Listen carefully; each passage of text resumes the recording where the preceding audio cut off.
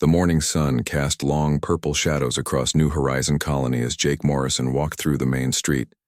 The air smelled of fresh bread from the bakery and the sweet scent of native flowers that grew wild around the settlement. Children ran past him, laughing as they chased each other between the white buildings that made up their home on this distant world. Jake stopped at the communication center where his friend Dr. Lisa Bennett was studying readings from her equipment. She looked up from her screens with a smile that made her eyes crinkle at the corners. "Another quiet day in paradise," she said, pointing to the peaceful readings on her monitors. Jake nodded and looked out the window at the families going about, their daily lives. 50,000 people had made this planet their home over the past 3 years. They had farms, schools, shops, and everything needed for a good life. The crystalline forests nearby provided materials for building, while the rich soil grew crops better than anything back on Earth. "Sometimes I forget we're not on Earth anymore," Jake said, watching a group of teenagers playing a game with a glowing ball that bounced in the low gravity. Lisa laughed. "The purple sky usually reminds me pretty quickly." That morning seemed like any other. People went to work, children went to school, and the colony hummed with the sounds of daily life. The defense force Jake commanded had very little to do except help with minor problems and keep the equipment ready. No one expected trouble in this quiet corner of space. The first sign that something was wrong came from the long-range sensors, at noon. Lisa was eating lunch when her equipment started beeping in a pattern she had never heard before. She put down her sandwich and checked the readings twice before calling Jake. "You need to get over here right now," she said, her voice tight with worry. Jake ran from his office to the communication center. When he saw Lisa's face, he knew something big was happening. She pointed to a screen showing a dot moving toward their solar system. "What am I looking at?" Jake asked. "Something big. Really big. It's coming from deep space, and it's heading straight for us." The dot on the screen did not look like much, but the numbers next to it told a different story. The object was huge, bigger than any ship humans had ever built. It was moving fast, too fast for anything that size to be natural. "How long until it gets here?"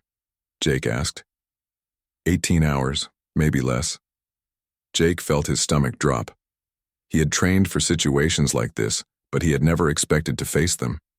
The colony's defense force was small and designed to handle pirates or raiders, not something this massive. "Send out a message to Earth and the other colonies," he told Lisa. "Tell them we have a situation." While Lisa worked on sending the emergency message, Jake called together his defense team. They met in the small building that served as their headquarters. The room was crowded as 20 men and women in blue uniforms listened to their commander explain what they faced. "We don't know what it is or what it wants," Jake said, "but we need to be ready for anything." Captain Andy Miller, Jake's second in command, looked at the readings Lisa had given them. "Could it be friendly?" "Maybe," Jake said, "but we can't count on that." The next few hours passed slowly. The colony's leaders met to discuss evacuation plans, while the defense force prepared their weapons and equipment. Lisa kept watching her screens, hoping to learn more about the approaching object. As the hours passed, the object got closer and the sensors revealed more details. It was not like any ship in human records. The surface seemed to move and shift like something alive. Parts of it glowed with strange lights that pulsed like a heartbeat. "It's beautiful," Lisa said as she watched the images come in. "And terrifying." Jake looked at the pictures on her screen. The object looked like it was part machine and part living creature. He had never seen anything like it. "Can we talk to it?" he asked. Lisa had been trying to make contact for hours. She had sent messages in every human language and even tried mathematical sequences that any intelligent species should understand. The object did not respond to any of them. "It's like it's not even listening," she said. As evening came, the object entered orbit around their planet. It hung in space like a dark moon, casting strange shadows on the ground below. The colonies. People gathered in the streets and on rooftops to look up at the alien visitor. 8-year-old Bobby Chen stood with his parents outside their house. His father was an engineer who helped keep the colony's machines running. His mother worked in the hospital. They all looked up at the sky where the alien ship blocked out some of the stars. What do you think it wants? Bobby asked his father. I don't know, son, his father replied. But I hope it's friendly. The ship remained silent in orbit through the night. Jake and his team worked in shifts, watching and waiting. Lisa continued trying to make contact, but the alien vessel gave no response. The attack began at dawn. Small ships detached from the main vessel like seeds falling from a tree. They were dark and moved in ways that seemed impossible, turning and accelerating without any visible engines. The small ships entered the atmosphere and landed at various points around the colony. Jake watched from the command center as the landing sites appeared on his map. 12 ships had landed, forming a rough circle around the settlement. His teams reported the same thing from each site. The ships had opened like flowers, but nothing had come out yet. What are they waiting for? Captain Miller asked. They did not have to wait long to find out. The creature emerged from the closest landing site just as the sun cleared the horizon. Jake got his first look at it through the cameras his teams had set up around the colony. It was 12 feet tall and walked on 2 legs like a human, but that was where the similarity ended. Its body was covered in what looked like armor, but the armor moved and shifted like living skin. The creature's head was large and had no visible eyes, but Jake had the feeling it could see everything around it. What do we call it? Lisa asked as they watched the creature walk toward the colony's outer defenses. Warbeast, Jake said without thinking. The name felt right as soon as he said it. The Warbeast moved with purpose. It walked straight toward the first defense post, a small building with walls designed to stop bullets and energy weapons. Jake's men inside the post had the best equipment the colony could buy. Fire warning shots, Jake ordered through his radio. The defenders shot energy blasts into the ground in front of the creature. The Warbeast stopped and seemed to study the weapons firing at it. Then it continued walking forward. Fire at the key target, Jake ordered.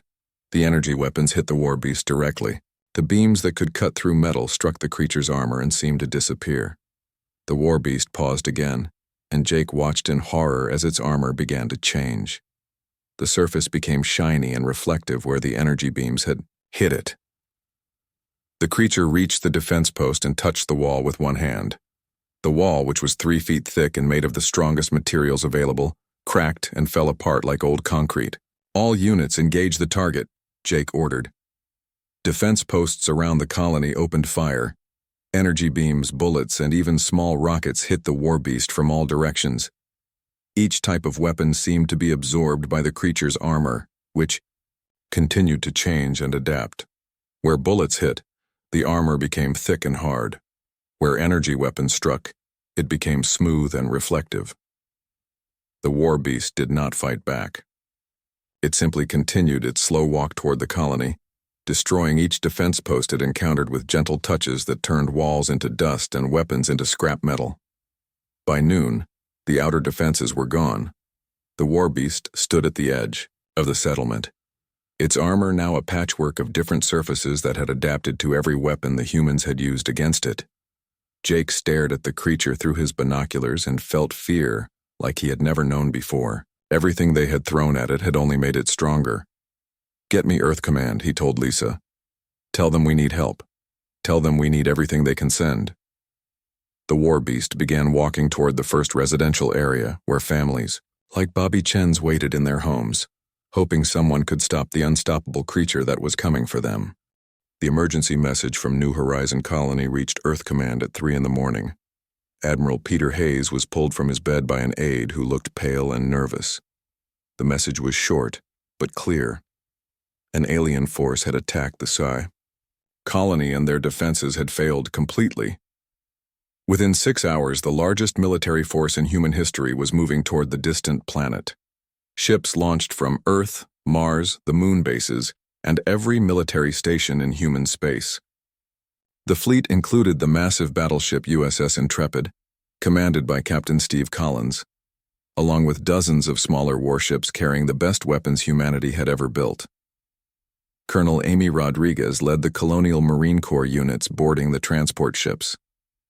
She had fought pirates and rebels across the galaxy, but this was different. The reports from New Horizon Colony described something that seemed impossible to defeat. "What do we know about this thing?" she asked her staff as they prepared for the long journey to Kepler 442b.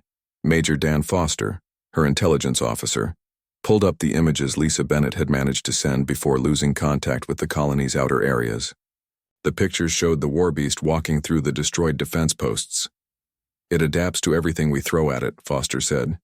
"Energy weapons make its armor reflective, bullets make it harder, explosives seem to feed it somehow." Rodriguez studied the pictures. The creature looked like something from a nightmare, but she had faced nightmares before. "Every enemy has a weakness. We just need to find it." While the fleet traveled toward New Horizon Colony, the situation on the planet grew worse. The Warbeast continued its slow advance through the settlement. It did not seem interested in killing people directly, but it destroyed everything humans had built. Jake Morrison watched from the colony's command center as the creature methodically tore apart their infrastructure. Power plants crumbled at its touch. Communication towers fell like trees. Manufacturing facilities collapsed into piles of twisted metal. "It's not random," Lisa Bennett said as she tracked the creature's path. "Look at the pattern." Jake studied, the map showing the Warbeast's route through the colony. Lisa was right. The creature was targeting specific buildings in a particular order. First the power systems, then communications, then manufacturing and storage facilities. "It's taking apart our technology piece by piece," Jake realized, "like it knows exactly how our society works." Dr. Carl Martinez, the colony's chief scientist, joined them in the command center. He had been studying the readings from their instruments, trying to understand what they faced. "I've never seen anything like it," he said, showing them his analysis. "The creature's body is incredibly complex. It's like billions of tiny organisms working together as one." "Is it alive? Or is it a machine?" Jake asked. "Both," Martinez replied, "and neither. It's something completely new." The Warbeast reached the colony's main residential area as the sun began to set. Families had evacuated to the emergency shelters built deep underground, but many people remained in their homes, too scared to move or with nowhere else to go. Bobby. Chen watched from his bedroom window as the creature walked down his street. His parents had wanted to go to the shelters, but the evacuation routes were crowded and dangerous. They decided to stay home and hope the creature would pass them by. The boy was not afraid as he watched the Warbeast approach. While the adults saw only destruction and terror, Bobby noticed something different. The creature moved carefully, stepping around flower gardens and avoiding the playground equipment. When it touched buildings, they fell apart, but it seemed to study each structure before destroying it. "It's looking for something," Bobby told his parents. His father, busy boarding up windows, did not have time to listen to his son's observations. His mother was packing emergency supplies and checking their communication equipment. The creature stopped in front of their house. Bobby pressed his face to the window and looked up at the massive form standing just outside. The Warbeast's armor shifted and changed colors in the fading light. For a moment, the boy thought he saw patterns in the color changes, like a language made of light. Then the creature moved on, leaving their house untouched. The next morning brought news that the Earth fleet had arrived. Jake felt hope for the first time since the attack began. Surely the combined military might of humanity could stop one alien creature, no matter how adaptable it was.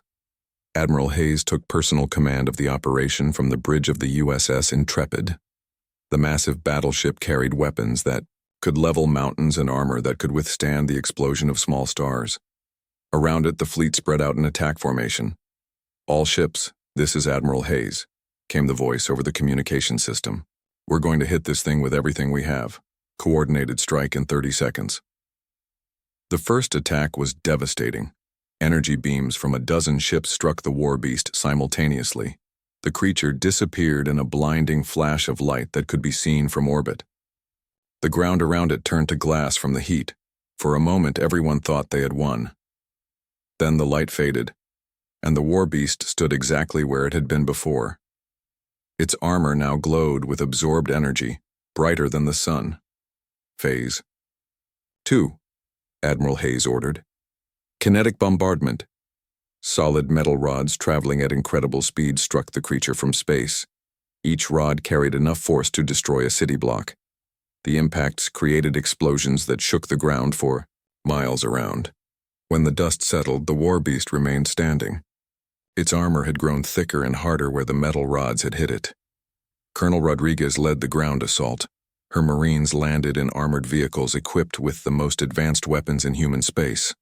They carried plasma rifles, quantum, grenades, and experimental energy weapons that existed nowhere else in the galaxy. "Remember," she told her troops over the radio, "we're not just fighting for this colony. We're fighting for all of humanity." The Marines attacked with precision and courage. They used tactics that had worked against every enemy humanity had ever faced. They coordinated their fire, used the terrain to their advantage, and fought with the skill that had made them legends across the galaxy. The Warbeast absorbed every attack. Plasma beams were redirected harmlessly away. Quantum grenades seemed to feed the creature's energy reserves. The experimental weapons had no effect at all. Worse, the creature began to change in new ways. It developed the ability to generate electromagnetic pulses that disabled the Marines' equipment. It grew new appendages that could reach around cover and barriers. Its armor began to predict where attacks would come from and prepared defenses before the weapons were even fired. "Fall back," Rodriguez ordered as she watched her best soldiers retreat in disorder. "All units fall back to secondary positions." Dr. Martinez worked frantically in his laboratory, trying to find some weakness in the creature's seemingly perfect defenses. He studied every scan, every reading, every piece of data they had collected. "There has to be something," he muttered, as he ran another analysis. "Nothing is invincible." Lisa Bennett helped him search through the data. She had been watching the creature longer than anyone, and had noticed patterns that the others missed. "Look at this," she said, pointing to a graph showing the creature's energy levels. "Every time it adapts to a new weapon, there's a brief spike in its power consumption." Martinez looked at the readings more carefully. "You're right. It takes energy to adapt. For just a fraction of a second, it becomes vulnerable." "But the window is too small," Lisa said. "No weapon can fire fast enough to hit it during that moment." As night fell on the second day, the situation looked hopeless. The greatest military force in human history had been defeated by a single creature. The Warbeast continued its methodical destruction of human technology, growing stronger with every attack. Admiral Hayes called his commanders together for an emergency meeting. The holographic conference room aboard the USS Intrepid was filled with the faces of humanity's best military minds. "We've tried everything," Captain Collins reported. "Energy weapons, kinetic strikes, exotic matter weapons, even experimental quantum disruptors. Nothing works." "The creature learns from every attack," Colonel Rodriguez added. "It's not just adapting, it's evolving in real time." Admiral Hayes looked at the tactical display showing the Warbeast's position. The creature had reached the colony's central district and was systematically destroying the remaining infrastructure. "We have one option left," he said quietly. "The planet killer missiles." The room fell silent. Planet killer weapons were forbidden except in the most extreme circumstances. They were designed to crack worlds apart, not to fight single targets. "Sir," Captain Collins said carefully, "those weapons will destroy the entire colony. 50,000 people will die." 50,000 people versus the survival of humanity, Hayes replied. "If this thing gets off the planet, it could adapt to every weapon we have. It could become unstoppable across the entire galaxy." In the colony below, Bobby Chen continued his observations. While the adults around him panicked about the approaching end, the boy watched the Warbeast with curious eyes. He had noticed something important, something that all the scientists and soldiers had missed in their fear and desperation. The third day began with a decision that no human leader ever wanted to make. Admiral Hayes stood alone in his private quarters aboard the USS Intrepid, staring out at the planet below. In 6 hours, he would give the order to fire weapons that would turn the entire world into floating rocks and dust. 50,000 people lived on New Horizon Colony.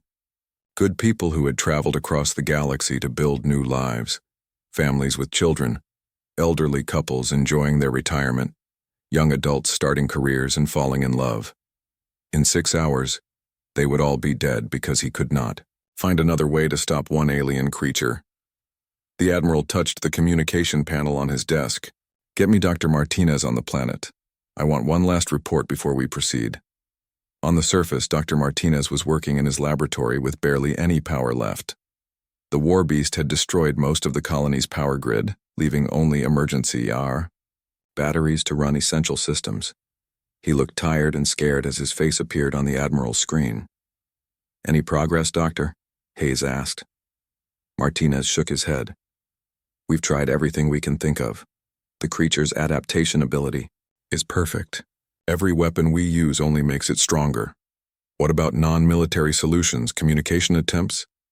Dr. Bennett has been trying to make contact for 3 days. The creature doesn't respond to any of our signals. It's like it doesn't even know we're trying to talk to it." Hayes nodded grimly. "Thank you, Doctor. Continue your work, but prepare for evacuation. We'll extract as many people as possible before—" He could not finish the sentence. Martinez understood anyway. "Admiral, sir," Martinez said quietly. "There's something else. One of the colonists, a young boy, has been making observations about the creature's behavior. His reports are unusual, but they might be important." "What kind of observations?" "He claims the creature isn't trying to hurt people directly. He says it's being careful not to damage certain things, and he thinks the lights on its body are some kind of language." Hayes felt a small spark of hope. "Put me in contact with this boy." "I'll try, sir. Communications are difficult with most of our systems down." While the adults made their desperate plans, Bobby Chen was making plans of his own. He had spent the night watching the Warbeast through his bedroom window. The creature had stopped just outside the main residential area and seemed to be waiting for something.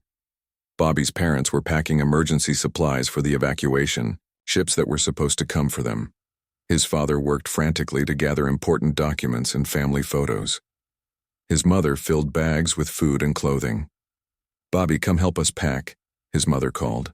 "In a minute," the boy replied, still watching the creature. The Warbeast's armor continued to shift colors and patterns that looked almost like words to Bobby. He had always been good with puzzles and codes. His father often said he had a natural talent for understanding how things worked. Now, as he watched the alien creature, Bobby began to see patterns that looked familiar. The lights reminded him of the computer programs his father had shown him. Simple commands that told machines what to do. But these patterns were much more complex, like a whole conversation happening in flashes of light. Colonel Rodriguez led another desperate attack that morning. Her remaining Marines used every trick they had learned in years of combat. They attacked from multiple directions, used smoke and mirrors to confuse their target, and coordinated their weapons fire with split-second timing. The Warbeast handled their assault with what looked like boredom. It absorbed their weapons fire, adapted to their tactics, and continued its slow advance toward the colony's center. But Rodriguez noticed something her earlier attacks had missed. "Hold fire," she ordered her troops. The Marines stopped shooting and waited for orders. The Warbeast also stopped moving. It stood perfectly still, as if waiting for something. "Fire one shot," Rodriguez commanded. A single energy beam struck the creature. It absorbed the energy and took one step forward. "Fire 3 shots in sequence." 3 beams hit the creature one after another. It absorbed them and took 3 steps forward. Rodriguez felt her heart racing. "It's responding to our attacks. It moves based on what we do to it." She tried several more tests. Each time, the creature's movements matched the pattern of attacks. When they stopped firing completely, it stopped moving. "This isn't a battle," she whispered to herself. "It's some kind of interaction." Dr. Bennett was in the communication center, trying one more time to contact the creature when Rodriguez's discovery reached her. The colonel's report changed everything she thought she knew about their situation. "It's not fighting us," Bennett said to Martinez over their emergency communication link. "It's responding to us. Maybe it thinks our weapons fire is how we communicate." Martinez was studying the data from Rodriguez's experiments. "That would explain why it keeps getting stronger. If it thinks we're trying to talk to it, then every adaptation is its attempt to understand our language." A language of violence, Bennett said sadly. What does that say about us? Nothing good. But maybe we can change the conversation. Bennett began working on a new approach. Instead of trying to hurt the creature, she would try to create patterns, with lights and sounds that might be less threatening. She hoped the creature would recognize the difference between weapons fire and actual attempts at communication. Her first attempt used the colony's emergency lights. She programmed them to flash in mathematical sequences, starting with simple counting patterns and moving to more complex equations. The Warbeast noticed immediately. Its own lights began flashing in response, copying her patterns and then creating new ones. It's working, Bennett said excitedly. It's trying to talk back. The communication lasted only a few minutes before the Warbeast's lights went dark. The creature resumed its advance toward the residential area, moving faster than before. What happened? Martinez asked. I don't know. Maybe I said something wrong. Bobby watched the failed communication attempt from his window. He had seen the flashing lights and the creature's response. Unlike the adults, he was not disappointed when the conversation stopped. He understood why it had ended. You're using the wrong words, he said to himself. The boy had figured out something important. The creature was not responding to mathematical sequences or logical patterns. It was responding to emotions. The lights on its body changed based on how it felt, not what it thought. When the humans attacked it, the creature felt threatened, and its lights showed fear and confusion. When Dr. Bennett tried to communicate with math, it felt frustrated because she was not speaking its emotional language. Bobby decided he knew what to do. The evacuation began that afternoon. Transport ships landed at the colony's main spaceport to carry people to safety before Admiral Hayes gave the order to destroy the planet. Families rushed to the landing area with whatever they could carry. Bobby's family was assigned to the third evacuation ship. His father carried their emergency supplies while his mother held important documents and family pictures. Bobby was supposed to carry his own small bag, but he had other plans. I need to use the bathroom, he told his parents as they waited in line to board the ship. Make it quick, his father said. We can't miss this ship. Bobby nodded and walked toward the public restrooms near the spaceport. But instead of going inside, he slipped away from the crowd and ran toward the residential area where the Warbeast was waiting. The boy knew this was probably the most dangerous thing he had ever done. The creature was 12 feet tall and could destroy buildings with a touch. Every adult on the planet was afraid of it. But Bobby was not afraid. He had watched the creature for 3 days and understood something that all the grown-ups had missed. The Warbeast was not a monster. It was lonely and scared and trying to find someone who could understand it. Bobby thought he might be that someone. He reached the edge of the residential area just as the sun began to set. The Warbeast stood in the middle of the main street, its lights flashing in slow, sad patterns. Bobby walked toward it, his small figure dwarfed by the massive alien creature.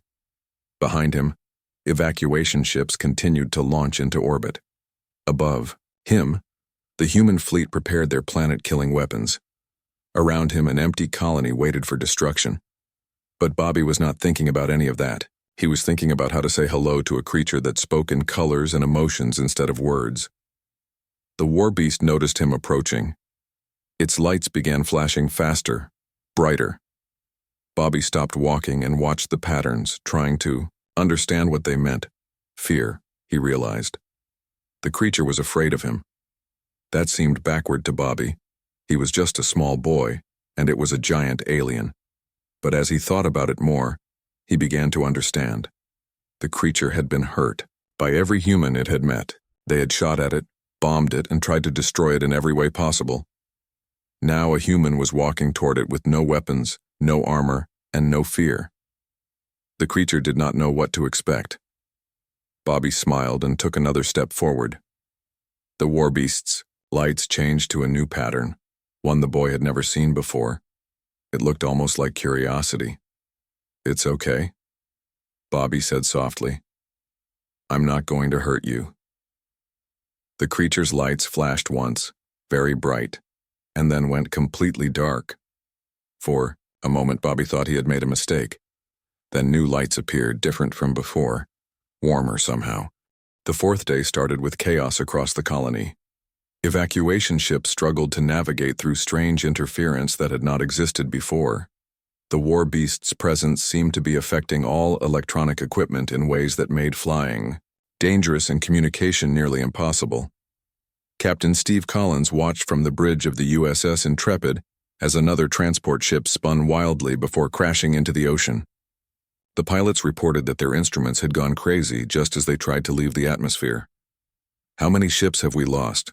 Admiral Hayes asked. 12 so far, Collins replied grimly. "The interference is getting stronger. At this rate, we won't be able to evacuate anyone."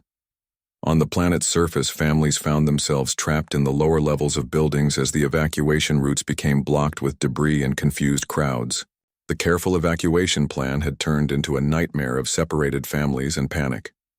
Bobby Chen's parents discovered their son was missing when they reached their assigned transport ship. His father ran back toward the bathrooms while his mother searched frantically through the crowd of evacuees. "Bobby!" his mother called out. "Bobby, where are you?" But the boy was nowhere to be found. The transport ship's captain announced they had to leave immediately or risk crashing like the others. Bobby's parents faced an impossible choice: leave without their son or stay and probably die when the planet was destroyed. "We can't leave him," his mother said, tears streaming down her face. "We can't help him if we're dead," his father replied, though his voice shook as he said it. They stayed. Bobby had no idea his parents were looking for him. He stood in the empty street facing the Warbeast, trying to figure out how to start a conversation with a creature that spoke in lights instead of words. The massive alien looked down at him with what seemed like curiosity. Its armor shifted through, different colors creating patterns that reminded Bobby of music made visible. The boy had always been good at understanding patterns, and these seemed almost familiar. "Hello," Bobby said simply. The Warbeast's lights flashed once, very bright. Then they began moving in a complex pattern that started slow and became faster. Bobby watched carefully, trying to memorize the sequence. When the lights stopped flashing, Bobby tried to copy what he had seen. He took his small flashlight from his pocket and blinked it in the same pattern the creature had shown him. It was not perfect, but it was close. The Warbeast's entire body seemed to shiver. Its lights exploded into the brightest display Bobby had ever seen, cycling through colors that had no names. The patterns were so complex and beautiful that the boy felt tears in his eyes. "You can understand me," Bobby whispered. The creature's lights changed to a gentle blue-green pattern that pulsed like a slow heartbeat. Somehow, Bobby knew this meant yes. Dr. Bennett was working desperately in what remained of the communication center when her equipment picked up an unusual signal. At first, she thought it was just more interference from the creature's presence. Then she realized the signal was coming from the residential area where the Warbeast was located. "Martinez." "Are you there?" she called over the emergency radio. "I'm here," came the scientist's voice through heavy static. "What is it?" "I'm getting readings that look like communication attempts. Someone is using light signals near the creature's location." "Light signals? Who would be crazy enough to get that close?" Bennett checked her instruments again. The signals were simple, but clearly intentional. Someone was trying to talk to the Warbeast using the same kind of light patterns the creature had been displaying. "And it's working," she said in amazement. "The creature is responding." Martinez struggled to reach the communication center through debris-filled corridors. When he finally arrived, Bennett showed him the readings on her remaining functional screen. "Look at this," she said, pointing to wavy lines that represented the light patterns. "These are the signals from our unknown person, and these are the creature's responses." The patterns were getting more complex as Martinez watched. Simple flashes had become elaborate sequences that looked almost like a conversation. "Who could be doing this?" Martinez asked. "I don't know, but we need to help them. If someone has actually made contact, this could change everything." They worked together to boost the power to their remaining cameras, hoping to see who was brave enough or foolish enough to approach the Warbeast directly. When the image finally cleared, they could not believe what they saw. "Is that a child?" Martinez asked. Bobby Chen stood next to the massive alien creature like they were old friends meeting in a park. The boy held a small flashlight and was creating light patterns while the Warbeast responded with its own complex displays. "We need to contact Admiral Hayes immediately," Bennett said. But their communication with the fleet was cut off by the same interference that was affecting the evacuation ships. They could only watch as the boy continued his impossible conversation with humanity's greatest threat. Bobby was beginning to understand how the creature's language worked. It was not like human speech, where words had fixed meanings. Instead, each pattern of lights could mean different things depending on how they were arranged and what colors were used. The creature was trying to tell him something important, but the concepts were too complex for Bobby's simple flashlight to express. The boy felt frustrated, like trying to paint a picture with only one crayon. "I wish I could understand better," he said out loud. The Warbeast seemed to understand his frustration. It moved closer and gently extended one of its appendages toward Bobby. The boy was not afraid. He reached out and touched the creature's hand. The moment their skin made contact, Bobby's mind filled with images and feelings that were not his own. He saw vast emptiness between the stars, loneliness that lasted for thousands of years, and a desperate search for something that seemed impossible to find. The creature was not from this galaxy. It had traveled across unimaginable distances, guided by signals it had detected long ago. Signals that suggested intelligent life existed somewhere in the universe. But every time it found civilizations, the same thing happened. The inhabitants saw it as a threat and attacked.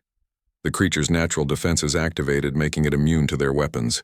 The more they fought, the stronger it became. Eventually, it had to leave or risk destroying the very people it had hoped to befriend. Bobby saw flashes of other worlds, other species that had feared the creature and driven it away. Each rejection had made the Warbeast sadder and more desperate. It had begun to think it would never find anyone who could understand that it meant no harm. "You're not a monster," Bobby said, still touching the creature's hand. "You're just lost and lonely." The Warbeast's lights shifted to warm golden colors that felt like gratitude. Through their connection, Bobby could sense the creature's amazement that someone finally understood. But the images in Bobby's mind also showed him something terrible. The creature knew about the weapons pointed at the planet from orbit. It could sense the massive energy building up in humanity's most destructive missiles. It knew that in less than 2 hours everything on the planet would be destroyed. "We have to stop them," Bobby said. "We have to make them understand." The creature's lights flickered sadly. It had tried to communicate with the humans for days, but they only responded with violence. It did not know how to make them listen. Bobby thought about the problem carefully. The grown-ups were scared because they did not understand what the creature wanted. They saw its power and assumed it was dangerous. But if they could see what Bobby had seen, if they could understand that the creature was peaceful, maybe they would stop the attack. "Can you show them what you showed me?" Bobby asked. The creature's patterns indicated uncertainty. It could share its thoughts with Bobby because the boy had been willing to touch it without fear. But the other humans were far away and afraid to get close. Bobby looked around the empty street. Most of the colony's communication equipment had been destroyed, but he remembered something his father had taught him about the emergency broadcast system. It was designed to work even when everything else failed. "I have an idea," he told the creature, "but I need to get to the communication center." The Warbeast understood immediately. It lifted Bobby gently in its massive hands and began moving through the colony at incredible speed. Buildings blurred past as the creature ran faster than any vehicle Bobby had ever ridden in. They reached the communication center in minutes. Dr. Bennett and Dr. Martinez stared in shock as the Warbeast carefully set Bobby down outside their building. "Don't be afraid," Bobby called to them through the broken windows. "It wants to help us." Bennett and Martinez looked at each other uncertainly. Everything they had learned about the creature suggested it was extremely dangerous. But here was a young boy who seemed perfectly safe in its presence. "Bobby," Bennett called back, "we need to contact the fleet. They're going to destroy the planet in less than 2 hours. "I know," Bobby replied. "That's why we're here. The creature can prove it's not dangerous, but it needs your equipment to do it. Martinez made a decision that went against all his scientific training. He opened the emergency exit and stepped outside. The Warbeast looked down at him, its lights shifting to calm blue patterns. "What does it need?" Martinez asked Bobby. Admiral Hayes stood on the bridge of the USS Intrepid with his hand hovering over the firing controls. In 30 minutes, he would press the button that would launch humanity's most terrible weapons. The planet below would become nothing but dust and memories. "Admiral," Captain Collins said quietly, "we're receiving an emergency transmission from the surface." Hayes looked at the communication screen. The signal was weak and filled with static, but he could make out the voice of Dr. Bennett from the colony. "Admiral Hayes, please respond. We have made contact with the alien creature. It is not hostile. Repeat, the creature is not hostile." Hayes frowned.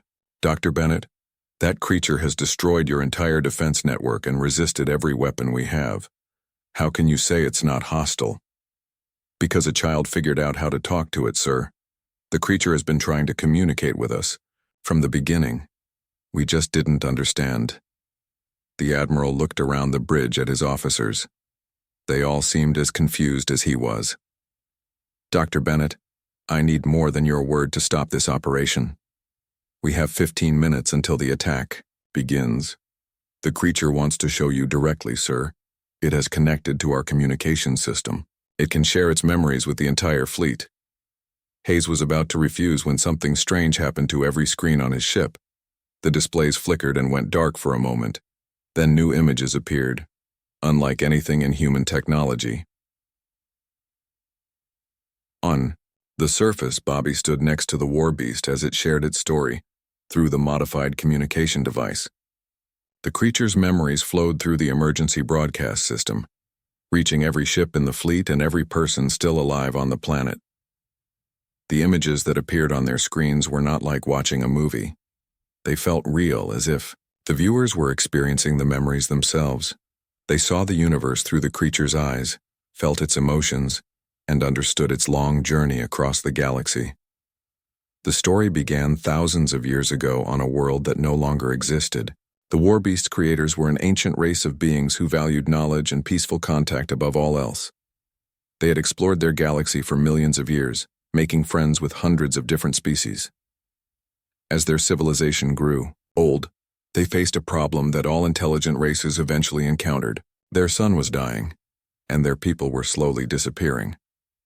But instead of simply accepting their fate, they created something special. They built the Warbeast to carry their knowledge and their hopes to other galaxies. It was designed to find new intelligent species and share the wisdom of its creators with them. The creature was given the ability to adapt and survive so that it could complete its mission no matter what dangers it faced. But the ancient race made one mistake. They assumed that other intelligent species would be as peaceful as they were. They did not prepare the Warbeast for the fear and violence it would encounter. The memories showed world after world where the same pattern repeated. The creature would arrive hoping to make friends and share knowledge. The inhabitants would see it as a threat and attack. The Warbeast's defensive systems would activate, making it stronger and more frightening. Eventually, it would have to leave to avoid hurting the very people it wanted to help. Admiral Hayes watched these memories with growing amazement and shame. Every attack his fleet had made, every weapon they had fired, had only made the situation worse. The creature had never tried to hurt them. It had simply been defending itself while trying to figure out how to communicate. The memories continued, showing the creature's growing loneliness and despair. It had searched for thousands of years without finding a single species willing to look past their fear. It had begun to think its mission was impossible. Then it detected signals from human space, radio broadcasts, television shows, and digital communications that suggested a young but curious civilization. The creature had traveled across the void between galaxies, hoping that humans might be different. Bobby felt tears on his cheeks as he experienced the creature's excitement when it first detected Earth's signals.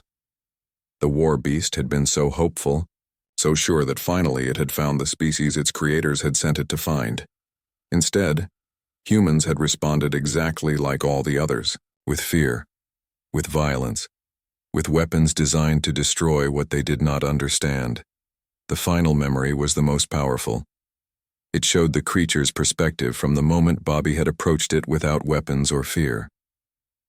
For the first time in thousands of years, someone had tried to communicate instead of fight. The memory ended with the creature's overwhelming gratitude that its long search was finally over. It had found what its creators had hoped it would find: an intelligent species with at least one member who could see past appearances to the truth underneath. The communication screens across the fleet went silent. For a long moment, nobody spoke. Admiral Hayes stared at the display showing the creature standing peacefully next to a small human boy. "All ships," he said finally, "stand down from attack positions. Cancel the Planet Killer launch." Colonel Rodriguez was the first to respond.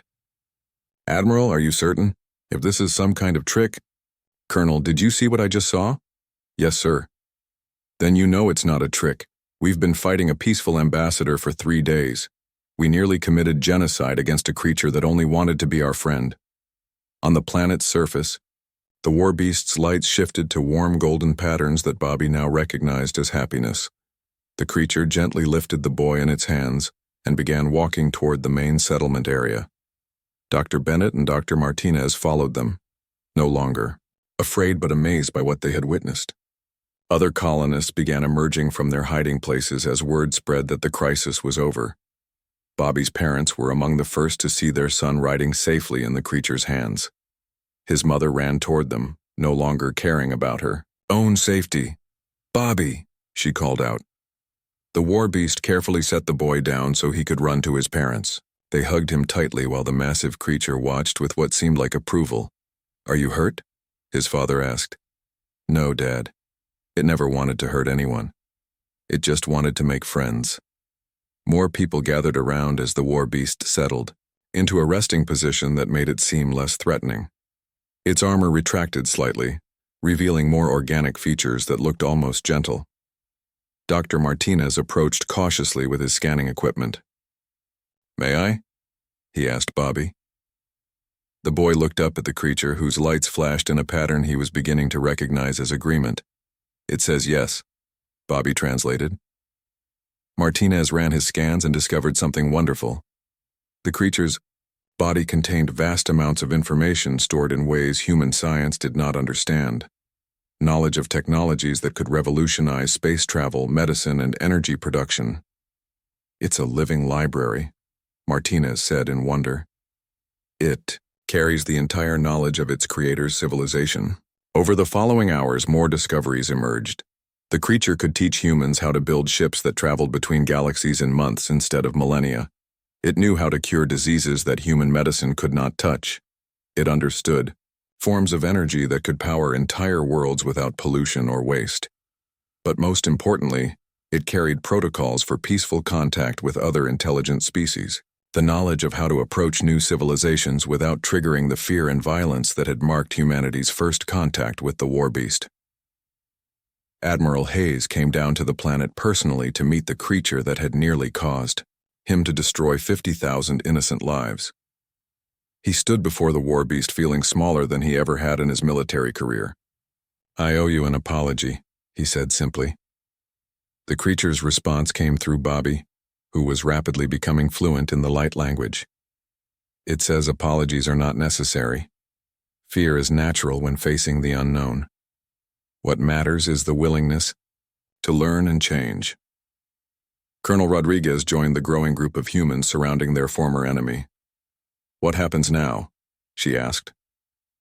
Bobby consulted with the creature through their shared light language. "It wants to stay and teach us what it knows, but only if we promise to use the knowledge peacefully." Dr. Bennett stepped forward. "We'll need to set up proper communication systems, create a permanent way for humans and the creature to work together." "What should we call it?" someone in the crowd asked. Bobby looked up at the massive being that had traveled across galaxies to find them. Its lights pulsed in gentle patterns that reminded him of a wise teacher waiting patiently for students to understand an important lesson. "It says its creators called it the Keeper," Bobby translated. "Keeper of knowledge, keeper of memories, keeper of hope." The Keeper's lights flashed in acknowledgement, And then it did something no one expected. It spoke in human language, its voice deep and musical like wind through crystal caves. "I am honored to meet you," the keeper said slowly, each word carefully pronounced. "I have waited so long for this moment." The crowd fell silent in amazement. Admiral Hayes stepped forward and extended his hand in the universal human gesture of friendship. "The honor is ours, Keeper. Welcome to the human family." The Keeper reached out with one massive finger and gently touched the Admiral's hand. Where they made contact, soft light flowed between them, sealing a friendship that would change the course of both species' futures.